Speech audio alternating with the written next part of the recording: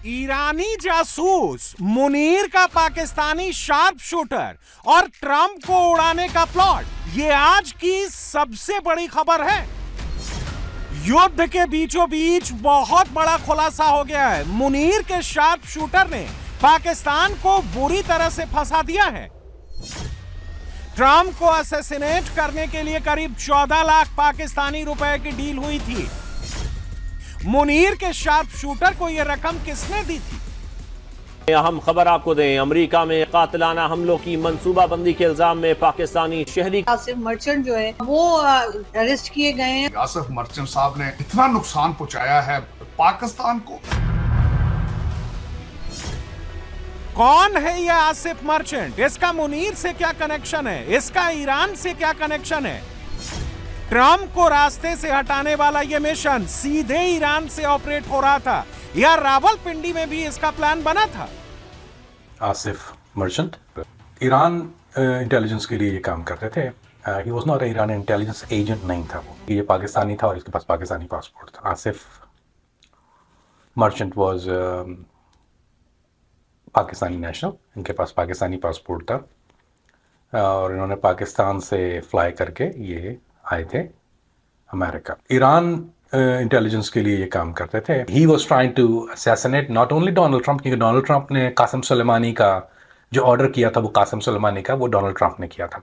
तो that was one reason, उसका एक वजह जो थी वो हिट करने की, यानी उसको जो बदला लेने की, वो ये। इसको मैं क्यों अहमक पागल कुत्ता कह रहा हूँ? तो पहली बात तो ये, इसने पाकिस्तान के लिए बदनामी का बाइस बना और पाकिस्तान के लिए बदनामी का बाइस बन रहा है। ईरान से पाकिस्तान से ये उसके साथ टच में था। प्लस पाकिस्तानी अपने असली नाम के साथ फ्लाई करके असैसिनेट करने आया है अमेरिकन प्रेसिडेंट को। इसको मैं क्यों अहमक पागल कुत्ता कह रहा हूँ?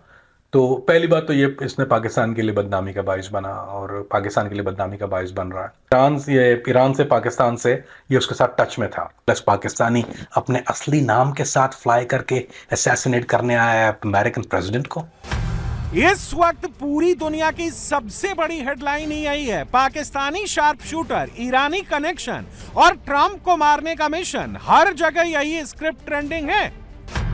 क्या है मुनीर के इस Pakistani sharp shooter Asif merchant की कहानी? कौन है वो जासूस ईरानी, वो हैंडलर जिसने इसे ट्रंप को उड़ाने का ऑर्डर दिया? बहुत बड़ा विस्फोटक खुलासा हुआ है। पहली बार पाकिस्तानी आतंकी आसिफ मर्चेंट का हिडन कैमरा वीडियो सामने आया है।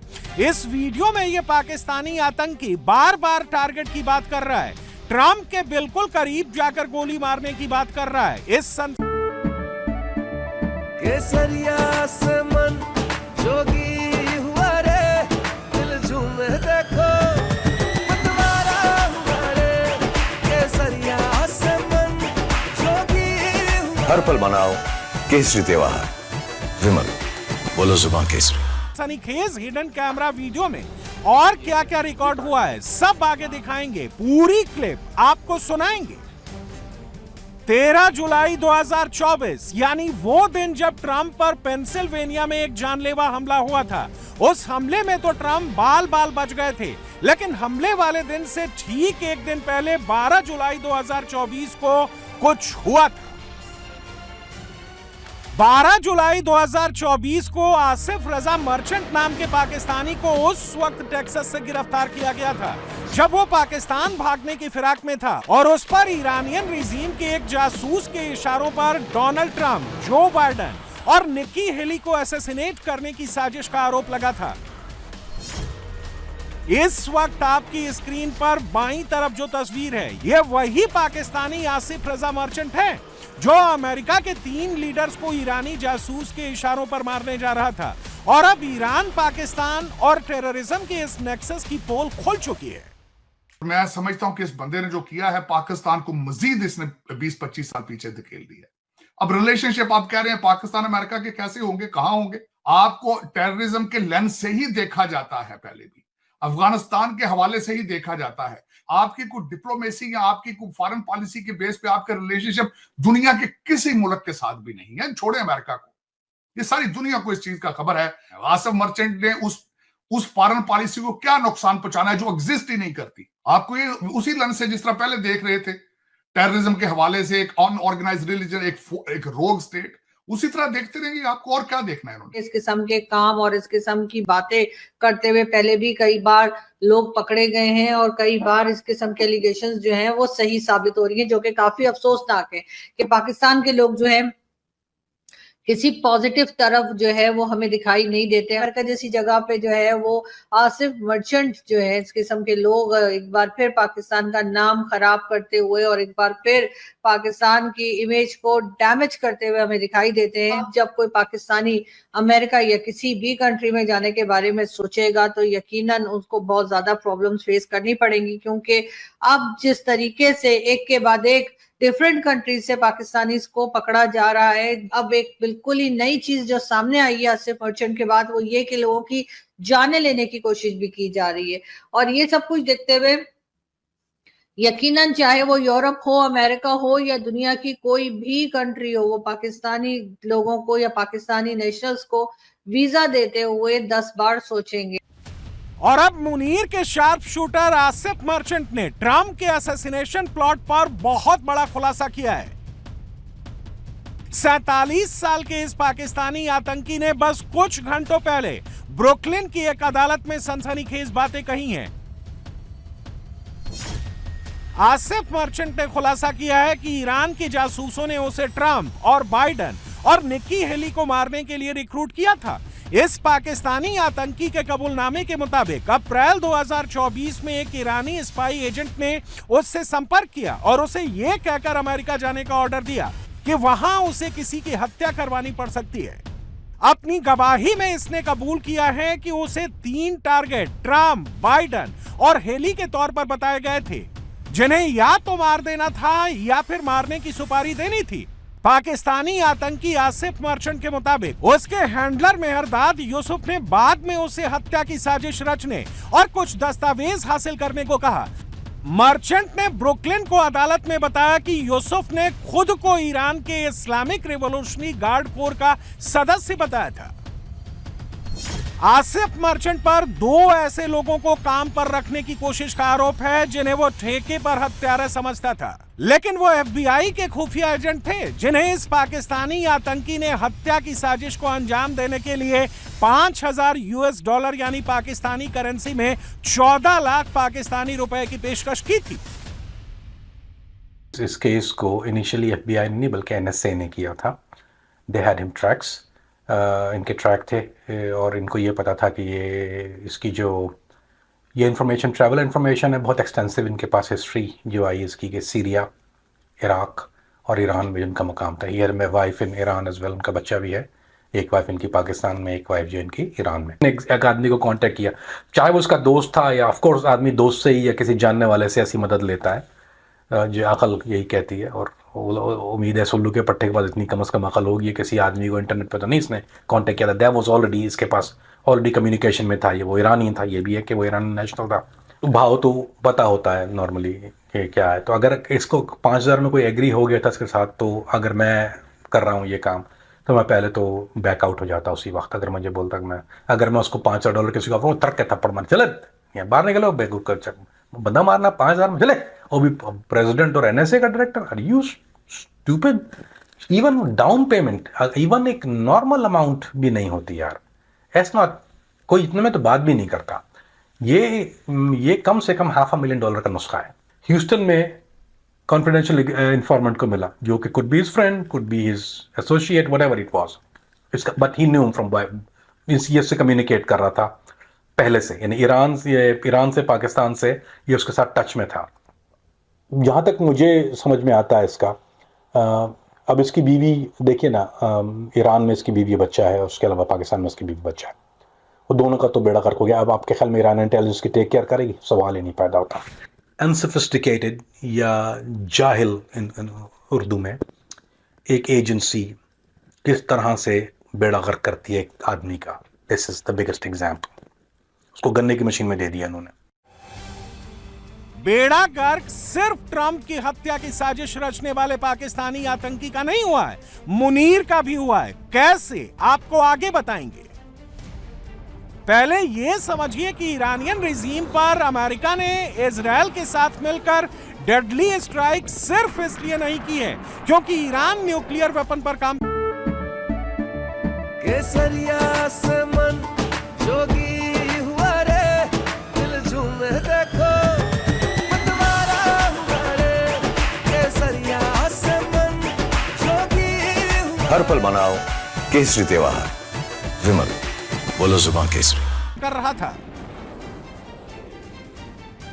अमेरिका ने ईरान पर हमला इसलिए भी किया, खामेनेई को मौत के घाट इसलिए भी उतारा क्योंकि ट्रंप की जान को खतरा था। अगर अमेरिका खामेनेई को नहीं मारता, ईरानियन रिजीम पर हमला नहीं करता, तो ईरान यकीनन अपने पाकिस्तानी एसेट्स और पाकिस्तानी आतंकवादियों की मदद से ट्रंप को रास्ते से हटा देता।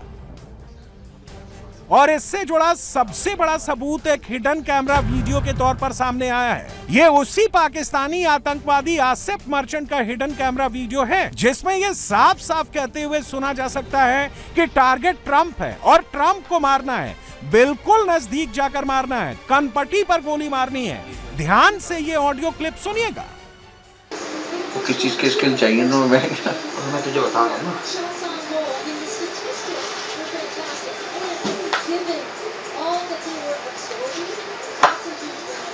ये क्या है? ये टारगेट है।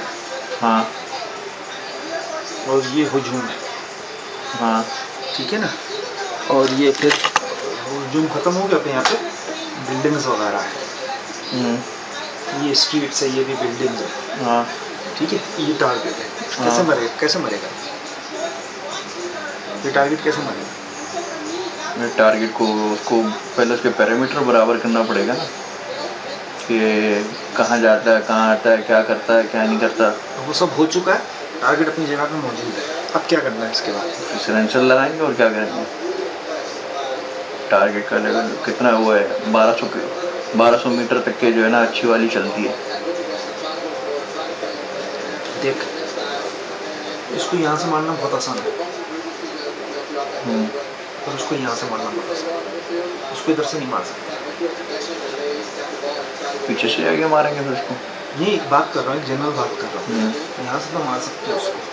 उसको ध्यान बटाएंगे ना। नहीं, ध्यान नहीं बताओगे। यहाँ से मार सकते हैं, यहाँ से इसके करीब उसके मुंह के सामने यहाँ पे, यहाँ से मार सकते हैं। सामने से तो नहीं मार सकते। यहाँ से नहीं मार सकते, बीच में से नहीं मार सकते। यहाँ से कैसे मार सकते हो? वही अपना स्नाइपर हो गया। यहाँ से कैसे मार सकते हो? नज़दीक से, .2 से, करीब से। .2 क्या? बिल्कुल करीब से। क्या बोलते हैं, पिस्टल? हाँ, मैं वैसे जनरल बात कर रहा हूँ ताकि मैं तो आगे बढ़ूँ इस बात पे। ऐसा ही हो सकता है ना। पीछे से जाके यहाँ से कैसे मार सकते हो? आप रेंज से दूर हो। यहाँ से मारने वाला स्किल्स कुछ और होंगी, यहाँ से मारने वाले की स्किल्स कुछ और होंगी। इनके पास सोचते हैं लोग कि हमारी सोच से ज़्यादा एक काम लोग बंदे लेके आते जाते हैं ना। एक काम ऐसा होता है जिसमें 0 रिस्क होता है और एक काम ऐसा है जिसमें 100% रिस्क है। बीच का कोई काम नहीं होता। जो 0 रिस्क वाला काम होता है ये है कि सपोज अभी आजकल क्या चल रहा है, इलेक्शन चल रहा है। हाँ सही है ना। उधर गए इलेक्शन में, ऐसी नारेबाजी एहतजाज शुरू कर दी। इसमें किसी को शक भी नहीं होता। एहतजाज किया, सब कुछ किया, चले गए। ना किसी को मारना, ना किसी को कुछ करना, कुछ भी नहीं करना। हुजूम खत्म हो गया अपने यहाँ पे बिल्डिंग्स वगैरह है। ये स्ट्रीट्स है, ये भी बिल्डिंग्स है। हाँ ठीक है। ये टारगेट है। कैसे मरेगा? कैसे मरेगा? सुन लिया आपने, पाकिस्तानी आतंकी आसिफ मर्चेंट कैसे अमेरिका के 3 टॉप लीडर्स, खासकर ट्रंप को मारने की प्लानिंग और प्लॉटिंग करते हिडन कैमरे पर पकड़ा गया है। इस क्लिप में कुछ बातें नोट करने वाली हैं। उसको इधर से नहीं मार सकते, पीछे से आगे मारेंगे फिर उसको। ये बात कर रहा हूँ, जनरल बात कर रहा हूँ। यहाँ से तो मार सकते हैं उसको। नंबर 1, ट्रंप को भीड़ भाड़ वाली जगह पर मारने का प्लान था। ट्रंप की एक एक मूवमेंट पर नजर रखी जा रही थी। ट्रंप किस रास्ते से आते हैं, जाते हैं, सबकी मॉनिटरिंग हो रही थी। स्नाइपर राइफल में साइलेंसर लगाकर 1200 मीटर की दूरी से ट्रंप पर अटैक करने का प्लान था। इसके अलावा इस पाकिस्तानी आतंकी का क्लोज रेंज पिस्टल शॉट्स या पॉइंट ब्लैंक रेंज से भी गोली चलाने का इरादा था। आसिफ मर्चेंट नाम का यह पाकिस्तानी आतंकी यह पूरा प्लान ईरान में बैठे IRGC के जासूस के कहने पर बना रहा था।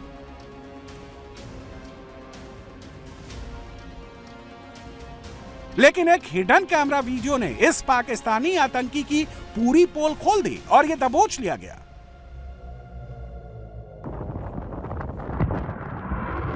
ईरान पर अमेरिका के हमले की सबसे बड़ी वजह भी यही है और अब ये बात खुद अमेरिका ने मान ली है। वॉशिंगटन पोस्ट की ये हेडलाइन पढ़िए, साफ साफ लिखा है कि ट्रंप के असैसिनेशन अटेम्प्ट की साजिशों के बाद ही अमेरिका ने ईरान पर हमले का फैसला किया और ये बात खुद ट्रंप और United states secretary of war पीट हेग्सेथ कह चुके हैं।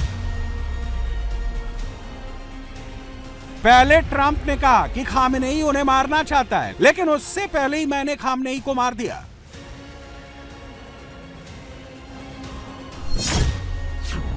और अब United states secretary of war पीट हेग्सेथ ने भी यही बात कही है।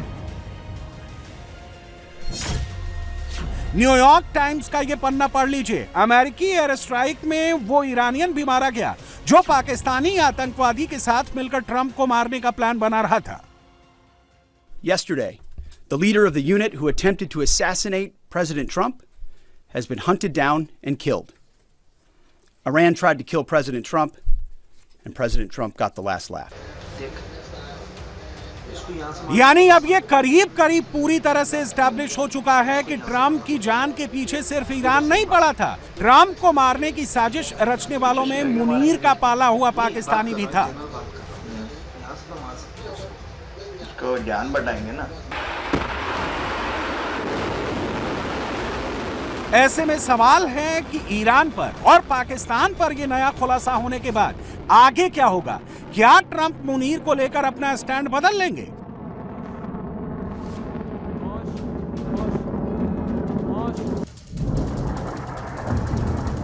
आतंक की फैक्ट्री को सीरियसली लेकर ईरान के बाद पाकिस्तान पर अटैक शुरू कर देंगे।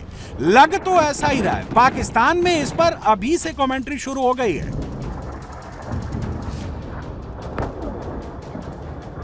इधर पाकिस्तान इससे बहुत ही एक समझे नाजुक, पाकिस्तान में हमें 80 साल में नाजुक मोड़ पे ही रहा है हमेशा, लेकिन इस जंग की वजह से इतने मुश्किल मरहले में आ गया है कि हमारे लिए बहुत बड़ा लम्हा फिक्रिया बन गया। और पाकिस्तान का दूसरा प्रॉब्लम इन लोगों के लिए ये है, जो कि सारे गल्फ कंट्रीज भी मिलते हैं, इनके गोडे पकड़ते होंगे कि यार इनके पास न्यूक्लियर असासे हैं, कि खुदा के लिए इनसे ले लो, ये कोई पता नहीं कल को कोई जो बड़ा कोई आएगा, जंग होगी तो ये इजराइल को ना उड़ा दें, फलाना ना कर दें। बुक में ये लिखा हुआ है, जैसे हमारी बुक में लिखा है कि सारे इसराइल के यहूदियों के खिलाफ हो जाएगी पूरी दुनिया, और जब यहूदियों के खिलाफ हो जाएगी तो उसके बाद से जो एंड ऑफ टाइम्स शुरू होगा, वो ये कहते हैं। अब देखिए, जो आप बात कर रहे थे ना, मैं और आप यही कह रहे हैं कि जी अब कोई भी जंग ऐसी नहीं है इन आइसोलेशन हो सके, और अब जो कुछ हो गया उसके बाद पाकिस्तान के जो ना सर न्यूक्लियर पाकिस्तान पे आ जाए जरा, न्यूक्लियर असासे जो, मैं तो इन्हें बोझ समझता हूँ, ये पाकिस्तान के लिए एक बहुत बड़ा बोझ है, जिस कौम को बोझ है। It is not. उसकी दो रीजन हैं बहुत अहम। एक तो ये है कि आपके पास लीडरशिप नहीं है, आपको जुर्रतमंद, बहादुर और गैरतमंद लीडर चाहिए होता है जो फैसले कर सके। ये आपने सुना होगा कि it's not the gun, it's the man behind the gun. जी, जिसके हाथ में बंदूक होती है वो फैसला करता है। तो बहादुर जब तक लोग नहीं होते ना, तो आपके जितनी मर्जी आपके पास दुनिया की बेहतरीन आ जाएं गन्स और न्यूक्लियर वेपन्स, वो कुछ भी नहीं कर सकते। आपने देखा है, आपने हमारे डिफरेंट हुक्मरानों के टाइम पे देखा है कि हमने कैसे रिस्पॉन्स दिया दुश्मनों को चीजों का। इन्होंने उल्टा लेट के उससे तारीफें तो करवा ली, लेकिन आप जरा गेम देखें। ट्रंप ने इनकी तारीफें शुरू की। मुझे ना वो वज़ीर आज़म बड़ा अच्छा लगता है, और फील्ड मार्शल तो मेरा फेवरेट है। क्यों? कि पाकिस्तान की तरफ से कोई चूं भी ना हो जब हम ये करने जा रहे हैं। अब ईरान को गजा बनाने का मंसूबा है, लेकिन इससे पहले फील्ड मार्शल को फेवरेट करार दिया ताकि पाकिस्तान की तरफ से किसी किस्म की चूं चां की भी आवाज नहीं, और नहीं आ रही। पाकिस्तान खामोश है। शहबाज शरीफ ने दुनिया के हर सरबराह मुमलिकत से बात कर लिया, ईरान के सदर से बात नहीं की अभी तक। यहां तक कि लबनान के हेड ऑफ स्टेट से भी बात कर ली है शहबाज शरीफ ने, और उन्होंने कहा जी कि आपको अपने दिफा का के जो भी कोई बात किया, ईरान से नहीं की इजाजत नहीं है, क्योंकि बड़े अबू की इजाजत नहीं मिल रही भाई। तो इस सूरत हाल को आप समझें कि ये एक बड़ी कॉम्प्लिकेटेड सूरत हाल पैदा हो गई है। पाकिस्तान इससे सफर करेगा, और एक विजन वाला बंदा था जिसने अमेरिका में बैठ के कहा था कि अगर कभी भी ईरान की और अमेरिका की जंग हुई, पाकिस्तान बहुत बुरे तरीके से सफर करेगा। दिक्कत तो मुनीर की भी बढ़ने वाली है, क्योंकि अब पाकिस्तान में रिपोर्ट्स भी चलनी शुरू हो गई है कि जैसे खामेनेई मरा वैसे ही मुनीर भी मरेगा। आने वाले दिनों में ये जरूर हो सकता है कि मोदी और नेतन्याहू मिलकर पाकिस्तान पर अटैक शुरू कर दें, पाकिस्तान के न्यूक्लियर अड्डों को तहस नहस कर दें। और ये कोई कॉन्स्पिरेसी थ्योरी नहीं है, ये एक ऐसा फैक्ट है जो पाकिस्तान में किसी को चैन से सोने नहीं दे रहा है। मुनीर अभी से थर थर कांप रहा है और मुनीर के कांपने की सबसे बड़ी वजह इजराइल की ये एयर स्ट्राइक है जो उसने ईरानियन रिजीम के सुप्रीम कमांडर खामेनेई पर की थी। इजराइल ने इस एयर स्ट्राइक के लिए जिस स्पाइस गाइडेड बॉम्ब्स का इस्तेमाल किया था, वो स्पाइस गाइडेड बॉम्ब्स इजराइल ने सिर्फ हिंदुस्तान को दे रखे हैं। और पाकिस्तान में अब ये बात शुरू हो गई है कि कहीं मुनीर पर भी तो हिंदुस्तान इसी स्पाइस गाइडेड बॉम्ब से हमला नहीं करने वाला। और पाकिस्तान की इंटेलिजेंस कम्युनिटी के अंदर जो इस वक्त दावा किया जा रहा है, वो ये दावा किया जा रहा है कि हाईएस्ट अलर्ट के ऊपर इस वक्त जो है वो पाकिस्तान की इंटेलिजेंस एजेंसी को खड़ा कर दिया गया है कि किसी भी वक्त इस वक्त भारत से उनको हमले का खतरा है। और भारत से जो हमले का खतरा है उसमें कहा यह जा रहा है कि इजराइल के कुछ हथियार हैं वो इस्तेमाल हो सकते हैं और इजराइल ही की इंटेलिजेंस इस्तेमाल हो सकती है। और इजराइल के खास तौर के ऊपर जो हथियार की बात की जा रही है वो स्पाइस बॉम्ब्स की बात की जा रही है। ये स्पाइस बॉम्ब्स जो इजराइल की टेक्नोलॉजी है, जो इजराइल ने सिर्फ और सिर्फ हिंदुस्तान को प्रोवाइड की है, हिंदुस्तान को एक्सपोर्ट की है। और कहा जा रहा है कि हिंदुस्तान जो है इस टेक्नोलॉजी का इस्तेमाल कर सकता है। ईरान के ऊपर जो हमला किया है इसराइल ने, जिसके अंदर खुमैनी को जो है वहां पे शहीद किया गया और उनकी पूरी की पूरी फैमिली को शहीद किया गया, उसके अंदर यही स्पाइस बंकर बस्टर जो मीडियम है वो बॉम्ब इस्तेमाल किए गए, जो कि इजराइल ने हिंदुस्तान के अलावा किसी को भी प्रोवाइड नहीं किए हैं। ये बात आप ज़हन के अंदर रख लीजिए। और इस चीज को देखते हुए ये एनालिसिस है पाकिस्तान की इंटेलिजेंस कम्युनिटी का कि इसराइल और हिंदुस्तान, जाहिर बात है कि इस वक्त मैंने जब हिंदुस्तानी ज़राए के साथ इसके ऊपर बात की जो कि अनबाइस्ड हैं, उन्होंने ये मुझे कहा कि इसराइल को अगर देखा जाए हिंदुस्तान के साथ, तो इसराइल इस वक्त ईरान को इतना बड़ा खतरा अपने लिए नहीं समझता जितना बड़ा खतरा पाकिस्तान को समझता है। और खासतौर के ऊपर हिंदुस्तान और इसराइल का जो इत्तेहाद है वो भी घूमता है पाकिस्तान के खिलाफ। अलायंस जो है बड़ा खतरनाक है। उसी लिए पहली दफा कोई भी इंडिया का प्राइम मिनिस्टर यरूशलेम गया है और बेंजामिन नेतन्याहू बहुत ज्यादा खुश था उसके ऊपर कि यार उसने शुक्रिया अदा किया इसका प्राइम मिनिस्टर मोदी का कि आप यहाँ पे यरूशलेम आए हैं। मुझे इस बात की खुशी है। पाकिस्तान को इजराइल भी डेफिनेटली एज अ थ्रेट ही देखता है। और यहाँ पे जो ईरान के अंदर जो सदर खमेनी को अटैक किया गया स्पाइस बंकर बस्टर बॉम्ब के जरिए, ये बॉम्ब्स भी अवेलेबल हैं इस वक्त इंडिया के अंदर। तो इस वक्त पाकिस्तान की इंटेलिजेंस असेसमेंट ये है कि जनाब ये हमारे ऊपर अटैक किया जा सकता है, इसलिए we have to be extremely careful. न सिर्फ ये बल्कि वो कहते हैं कि हमारे ऊपर जो इस वक्त मोसाद और RNAW की रॉ और मोसाद की जो कोलैबोरेशन है वो बहुत ज्यादा स्ट्रांग है। वो CIA और मोसाद के जो कोलैबोरेशन है उसके लेवल की है। मतलब अगर RNAW को किसी किस्म की कोई भी फैसिलिटी चाहिए जो कि अमेरिका से वो ले सकते हैं, उससे ज्यादा तेजी से उनको इसराइल से वो फैसिलिटीज मिल जाती हैं। और न सिर्फ ये बल्कि उसके अलावा वो कहते हैं कि हमें अगर मिसाल के तौर के ऊपर पूरा plane load of spice bombs चाहिए, मिसाल के तौर के ऊपर कोई भी डिफेंस इक्विपमेंट चाहिए, तो अगर हम रशिया से भी मांगे तो उसमें भी हमें जो है वो चंद महीने तो लगते ही लगते हैं, लेकिन दिनों के अंदर बाज़ औक़ात तो अगर स्टॉक अवेलेबल हो तो घंटों के अंदर इजराइल से उनको मिल जाता है। पाकिस्तान टारगेट नंबर 1 तो है, इसमें कोई शक नहीं है। ये हाईएस्ट अलर्ट के ऊपर बैठे हुए हैं कि एक पड़ोसी मुल्क ईरान के अंदर स्पाइस बंकर बस्टर मार दी है और दूसरी तरफ सिंदूर 2 की तैयारी जो है वो हिंदुस्तान कर रहा है। तो हिंदुस्तान इस मौके का फायदा उठा के जो इस वक्त सेक्टेरियन भी इस वक्त मामला बड़े शदीद किस्म के आपको पता है कि बने हुए हैं। सऊदीया के साथ आप बैठे हुए हो, लेकिन सऊदीया का साथ आप दे नहीं सकते, क्योंकि सऊदीया का साथ अगर आप देते हो तो वहां पे जो है ईरान आपके GHQ को डायरेक्ट आराम सुकून से हिट कर सकता है। ना 3 में ना 13 में फंस गई इस वक्त रजिया गुंडों के अंदर ये मामला आसिम मुनीर के बने हुए। डेफिनेटली इंडिया पुश कर रहा है इसराइल को, और इंडिया को कोई इजराइल ने डायरेक्ट आके अटैक थोड़ी करना है। उनने तो सिर्फ जो ये बॉम्ब्स लिए हुए, स्पाइस बॉम्ब्स लिए हुए, जो इससे पहले बालाकोट स्ट्राइक में भी इस्तेमाल हुए थे, यही स्पाइस बॉम्ब अगर आपको याद हो तो। तो 2019 के अंदर, तो यही spice bomb, bunker buster bomb जो है, इनका अब इस्तेमाल इस वक्त आसिम मुनीर भी छुपा हुआ है बंकर्स के अंदर। उसको डर ये है कि ये स्पाइस बॉम्ब आके फॉग ऑफ वॉर है बहुत ज्यादा, और इस फॉग ऑफ वॉर में मुझे ना कोई फड़का जाए।